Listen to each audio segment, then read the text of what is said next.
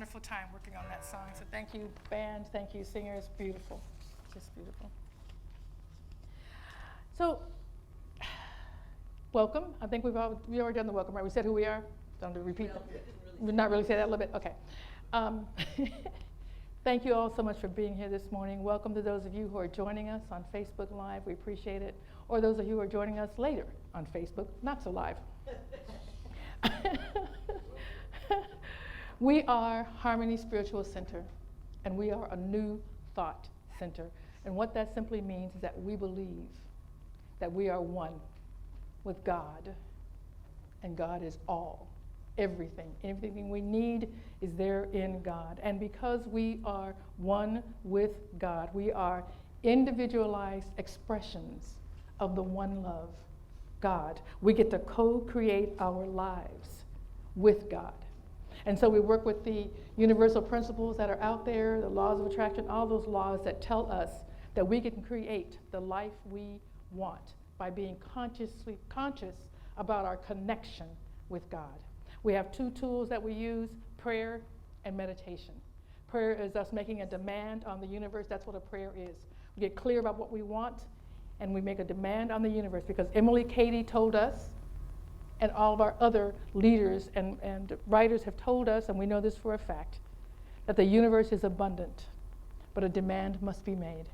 And so we just get clear about that demand and make that. That is what a prayer is. And when we meditate, it's simply so we can hear a word, so that we can hear from God. When we ask for something, God speaks. And you want to get into the habit of meditating so that you know what God sounds like to you. God sounds different for everyone. God speaks to me, and I call God George. And we have all kinds of conversations. But people hear God and see God in different ways. So that's up to you, because God will speak to you in a way that you can understand. So you just ask for that. Talk to me so I can understand and know clearly that it's you talking to me. And that's what we get to do. So that's who we are. And we're a teaching center. So we just simply teach and talk about how we have a great life. So I was talking with someone. I'm in discussions all the time, and I love it. I have discussion groups. We have one actually after the service. When I'm speaking, we have afterwards, so that you can ask questions, because I'll be talking about things and you'll go, what now?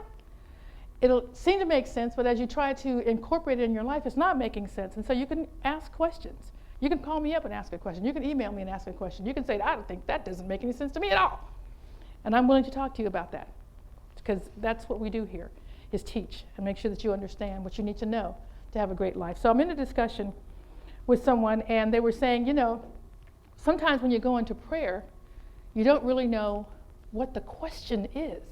Like, what's the question I should be asking? But do you know that you can even ask God that? You can ask God for whatever you want. God, what's the question here? What's the question? What do I need to know? So we don't have to be fearful about anything. Everything you need comes to you. But thinking about questions, I started thinking about the power of questions. Is that in my ear ringing, or is something ringing back? No, it's just me? Okay then, I'll keep moving forward. I started thinking about questions. And we all know about the questions: who, what, when, where, why, how. These are investigative questions. These are questions that journalists ask when they're trying to get to the bottom of some situation, trying to figure out what's going on. They're questions that the police ask when they're trying to find out who done it. And they ask these questions. So those are really great for getting to the bottom of those kinds of things. They're not so good when you're having spiritual questions for yourself, when you're trying to figure out who you are and what you want. What you want. So it's a different set of questions that the same set of questions, but I want to share with you why they work and which ones work really great and which ones just, don't even bother asking those questions. Don't even bother. It's a waste of time. So for spiritual work, there are two of those. I'm just talking about these questions that are they up here? Yeah. These questions that are up here. For spiritual work, two of the questions are irrelevant and a waste of time. They're irrelevant. You need to be asking them. And here's why let me just go back up and say the reason why, what's different between spiritual work and investigative work in terms of the law or in terms of a journalistic approach is because they are asking those questions because they're trying to find out who's responsible and trying to lay the blame and find out what the punishment should be. Okay? That's what they're trying to do. Like, who done it? Well, we already know we're responsible for our lives, so we don't have to even figure that out. We're the ones responsible for our lives. So asking who, we already know. That's number one. And the other thing is this, is that how much punishment is that we want to mete out? Because we ask the questions like, well, who did it? Who had the means, the motive, the opportunity? The reason why we're doing that is because we want to know did they plan this? Were they planning on doing this their whole time? It was just a spur of the moment thing. And the reason we want to know that is because we want to know how much justice to mete out, what the punishment should be. But in spiritual work, there is no punishment. There's no punishment. What happens in spiritual work is that you just make a mistake, you rectify it, and you go on to live a better life.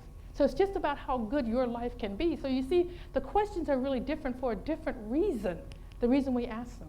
So two of the questions up there are irrelevant. One of these questions is absolutely the most useless question you could ask. It's useless. You don't even need to bother asking it. And I'll come back from that because there's one piece where you could ask it, but it's because you already understand some things. So I'll come to that.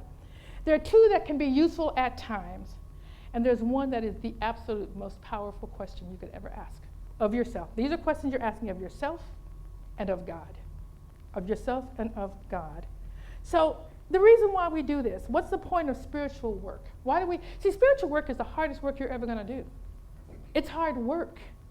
Because number one, you got to own the mess. You got to own whatever it is. And you can go back to, where is he? Tim left? Oh, Tim, you can go back to the title. Spiritual work is really hard because you have to take responsibility for whatever is happening. And I've talked many times about, God telling me you got to forgive whoever it is you got to forgive. And I'm like, nope. No. Nope, they earned that, and I'm holding on to this anger. Or whatever it is, and that's fine. God doesn't care. He's just trying to tell you how to have a good life. If you don't want to do it, it's up to you. But it's hard work. I remember very distinctly when I first came into New Thought back in 1995 in California. I was in a group, and when you first come into this, you're just like, you're hungry, you're thirsty, you're reading every book, you're at every meeting, you just want to know, you want to know, you want to know. And so I'm in this group, and I believe it was a Science of Mind, a CSL center, and I'm sure we were doing the Ernest Holmes book. What's his book? Science of Mind. It was a Science of Mind book. Yeah, hello, Science of Mind, S-O-M, Science of Mind. Ernest Holmes. And so we're talking about forgiveness and what it does when you hang on to anger, what it actually physically does in your body. It's related to cancer. It's related to all kinds of things, ailments. And so we're talking about it, and we're seeing how, okay, that makes sense. Yeah, we're sure. Yeah, that makes sense. Yeah, we got to figure out how to let this stuff go. And that's another thing, how to figure out how to let it go. But just only that you have it and you need to let it go. We get that. And there's one woman in the class, I will never forget her. She had cancer, and she was dying. And she was so pissed off at whoever this was that she was angry with and didn't want to let go. She said, I don't care if I die. I am mad. I deserve to be mad. I own this. This is mine, and I am not letting it go. Okay then. It's your life. I get that. So nothing I am saying is something you have to do. We don't have to do anything. It's what you want to do because you have decided you want something different. You want something different. So that's what we're here about, is just listening and talking about what it is we want to do and how we want to move forward and deciding whether the life we're living is what we want. And let me tell you this. And I love how Spirit works, because I was talking about when I was writing this and I'm thinking about it, we want to think, and this is what I believe, but then in the book of Joy, it said the same thing. We want to feel like we can just stay the same, like we can just, like we don't have to, we just, just stay right here where we are. But nothing stays the same. We are always changing. Things are always moving. You think about your house. It's incredible to me. I'm by myself, and I don't have that much to eat because my friends are always cooking, and I got a lot of food in my refrigerator, so I don't have to do any of that. So I don't have a lot of dishes going on. But I'm constantly having to clean. Constantly cleaning, dusting, mopping up the floor, getting rid of all this crap that's coming in the mailbox. It's a constant, because if I don't, it'll pile up. It piles up, and I got a mess on my hands. So everything is moving all the time. It won't sit still. Even if you're sitting still, the world doesn't. You're not sitting still either, because your body's changing. So we need to think about that. Life is going to, and my belief is that things are either shrinking or they're growing. but they're not staying the same. And the only way they're growing is if you put your hands on the wheels of your life and say that you want growth. Okay? That's the only way it happens.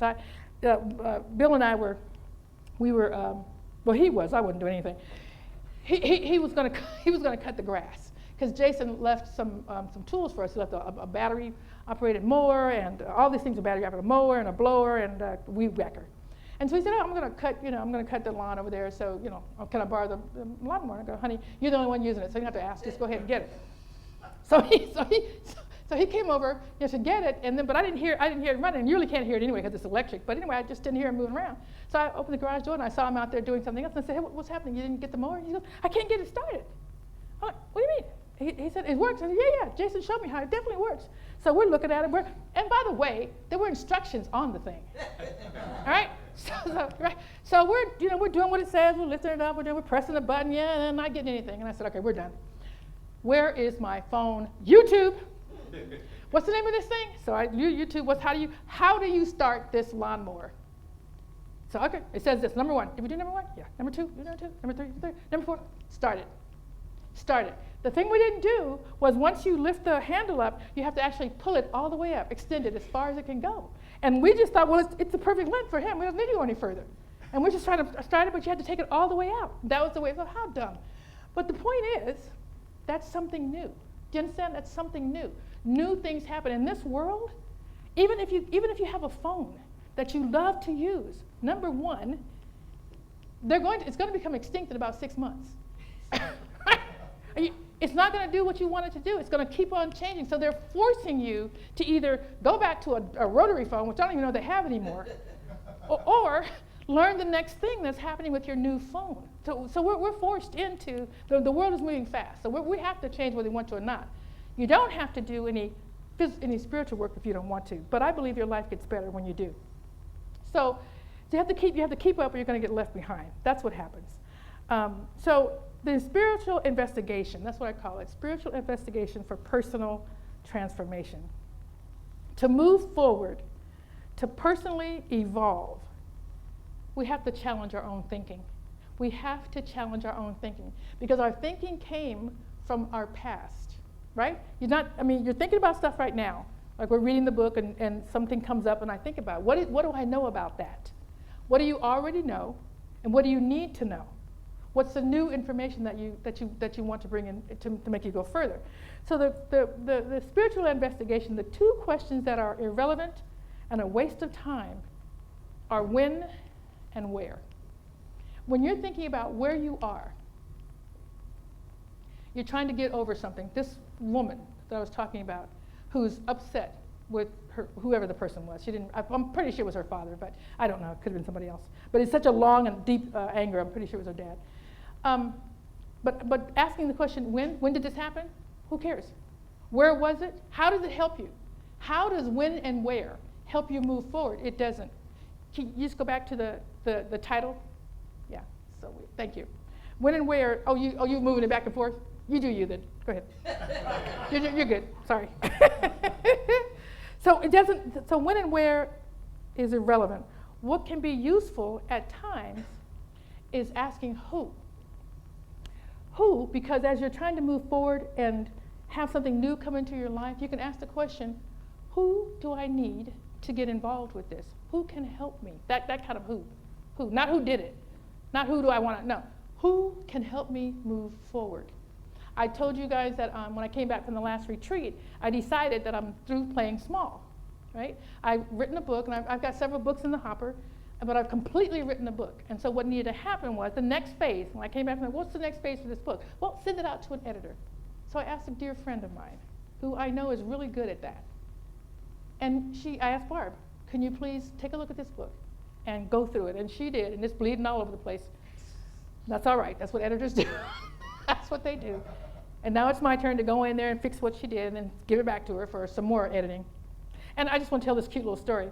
The reason why you do so much editing, this is just a side thing, but there's a story when you're a writer and you're reading all this information about what you should do, and you've got to edit, and here's why. There's a story about a cookbook that had gone out. It was a wonderful cookbook. Everybody loved the chef, great recipes. They made 7,000 copies, hard copies of this book. And then they caught the error.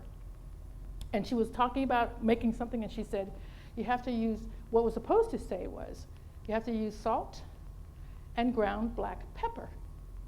But what it said was, you have to use salt and ground black people. Yeah. So they had to recall 7,000 books. So yes, I'm going to have it edited several times. So we're not putting that out. We're not grinding up black people. So that's not going to work. So who and how? Then how like,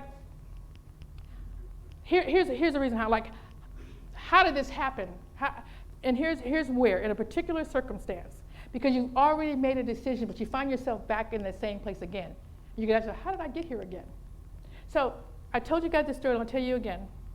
When Jason and I used to travel a lot, just always on the road, and you know, McDonald's, they have the worst hamburgers, but and I don't want to step on anybody's toes who likes McDonald's, but I can't stand it. But they're genius because they have a McDonald's everywhere you turn. There's a McDonald's, right? So we're on the road. McDonald's, we're hungry. Oh, okay. So we pull in, we get a McDonald's, we get a burger. We're eating it. We're both looking at each other like, oh, we don't like this burger. No, we don't like this burger. So let's stop. We don't need. There's plenty of other choices. Let's don't stop here at McDonald's. Okay, again. Okay, great. So we decided we're not going to do that. So we're out on another road. We're hungry. It's late. McDonald's. We pull in. We get a burger. We start eating it. We're both looking at each other and like, this is the worst. Did we talk about this? Didn't we say we weren't coming here?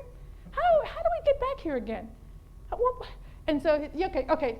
So we don't like these burgers. Let's not come back here again. Okay. So on the road, another time, late, pull into another McDonald's and get a burger. We're eating the burger and we're like, oh my God, we've had this conversation. But how are we here again? So let's make a pact. McDonald's, cross it out in our heads, whatever we got to do. We don't need to be in, and we never went back again.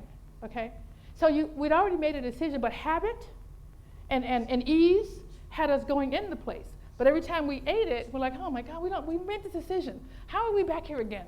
So that's where how can help, because you've already made a decision and you find yourself out of habit back in the same place you were. So how are we here again? That's a very good question.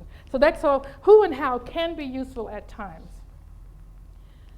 The most useless question is why.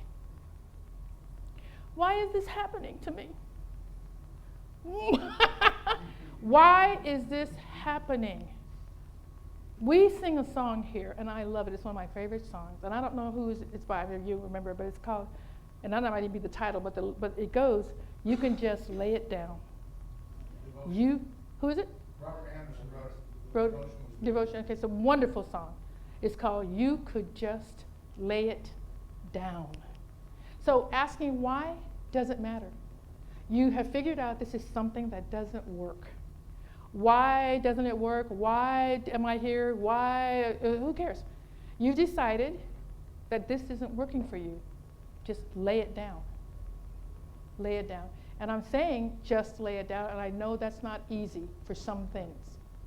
But just like we did with the McDonald's, because it's a habit, we just laid it down. Finally, the third time we were there, we just laid it down and said, we don't want to be here anymore, and we're not doing this again. Okay? So it's not that easy, but it's effective. Just lay it down when you can. When you can. The woman I talked about couldn't lay it down, and she died of cancer because she couldn't lay it down. That's her life. It's your life. I'm just telling you the choices that we have, and we can lay it down. And when we lay it down, when we lay it down, we get to ask a better question. So, the most powerful question that we could ask is, what's next? What's next for me? What's next? What's mine to do? What am I to do here? And we ask that in prayer, right? In the morning when you have your meditation, and whenever you pray, whenever you have that time with God, just ask the question, what's next? The reason why that question is so powerful is because it opens up your creativity. When you ask why, it shuts down your creativity because you're not looking for an answer. You're looking for a reason why you're here. But the reason you're here doesn't matter. What matters is going to the next place and asking, what's next? What's next? And remember I talked about this? I talk about it all the time. You can't answer a question that isn't being asked.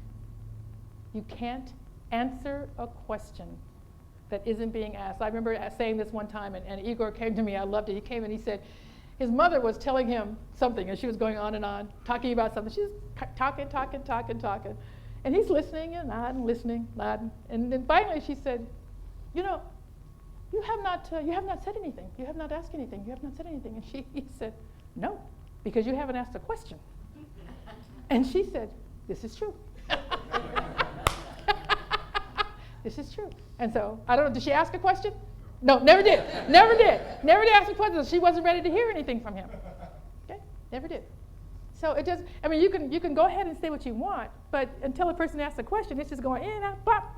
They're not hearing you. I mean, they heard what you said, but the words didn't sink in, and it goes out. So there's no point in that.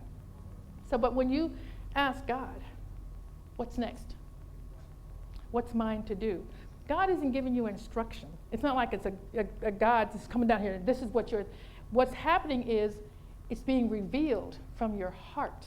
See, God doesn't answer. This is what I believe from my experience, my lived experience with prayers, is that God doesn't answer the prayers of my lips. He answers the prayers, or she, it, whatever, answers the prayers of my heart. The prayers of my heart. And God always knows what you're really asking. So that's why I believe that people say my prayer wasn't answered. It was. You just didn't realize what you were praying for. We talked about this before. What's the prayer under the prayer? What's the real reason for the prayer? I want a new car. Okay. And you could ask that of the universe, I want a new car. But what's the reason for it? What do you really want? Is it the car? Or is it that you want great transportation? Is it that I want the world to see that I believe the world the universe is abundant, and so I want this car to show that. I think this car, my house, whatever it is. So whatever your underlying prayer really is, you want to get to that. When God answers that underlying prayer. So prayers are always being answered, always. So what is the most powerful question you can ask in spiritual work? In spiritual work. What's next? What's mine to do? What's going on here? Sometimes I'll be in the middle of something, or I'll be doing whatever it is. I'm in a situation, and I'll just ask George, what is going on here? What's going on here? What is mine to do? Well, I'll tell you what's going on here. You are talking too much. Or whatever it is. You're talking too much, and it's time for you to listen, or whatever it is. Okay? And you have to be willing. There's in the mornings, when I'm praying, I have prayer, there's meditation, there's also a lot of affirmation so that I can consciously connect with God in me. Every day, consciously connect. And so, I can't remember all because I have to repeat it, it's a repeated thing, but in my affirmations, I say that I am consciously aware of consciously and intentionally aware of connection as I move through my life this day. That God is guiding me and assuring me that I'm in the right place and I'm doing the right things, just constantly guiding me. And I am open and responsive to that guidance, all right? Because God can tell you things, but are you responding? If God says you need to shut up, why should I keep on talking? Right? If God says you need to shut up, I'm done. Someone else? I'm done. Because it's just that simple. And I remember talking with Delia one day. She said, PJ, you're always saying, guys, it's just simple. Just make a demand, and it's just simple. It's just so simple. And I thought, what is simple? What's simple? What's simple? And she said, you know what? It is. It actually is. Just that simple. Just that simple. So I just want to tell you that when you say, what's next? What's mine to do? That signals yourself, your heart, God, that you are ready to move on. That's the question that can be answered. that can give you what you need, that can give you the guidance that you need to move forward. It opens your mind to possibilities, and it invites creativity. How I'm going to go back to how, because that's such a stopper and a killer. If you do any kind of visioning work whatsoever, they'll tell you, forget the how, just imagine. Because if you say, well, I would like to have, let's just go back to the, okay, I would like to have go to Italy and stay in a castle. I want to go to Italy and stay with a castle. How's that going to work? Do you see how that, as soon as you say, how's that going to work, it stops the creativity? You don't need to ask that question. How is not actually our business. It's God's business. It's God's business. So you just put the demand out there and let God bring it to you. And when you put it out there, you are open now because you've asked for it to the signals and the ways in which it comes to you. And someone says, hey, you know, I just met a great travel agent. She's got really great deals on stuff. Oh, let me go talk to her because I already put a demand out that I want to travel, right? Whatever that may be. So the moment you put that demand out there, let go of the how and know for sure that God's going to bring you the how. That's not for you to do. Because if you say how, you'll stop any kind of creativity and any kind of law of attraction attracting that to you because you shut it down already by asking the word how. That's the reason why you don't want to ask. You don't need to ask how. Just put the demand out there and trust and believe. So what's next? What's mine to do? I'm ready. I want to leave you with this quote from Swami Vivekananda. All the power in the universe is ours already. It is we who have put our hands before our eyes and cry that it is dark. Take your eyes away. Take your hands away from your eyes and know that you already have all the power you need. Just ask what's next. Even if you don't know what the question is, ask God for everything you need. What's mine to do? What's the question? What's going on here? Whatever you need, just ask. What's next for you? What's yours to do? When you are ready, the universe is waiting for you with arms wide open. And so it is. Namaste.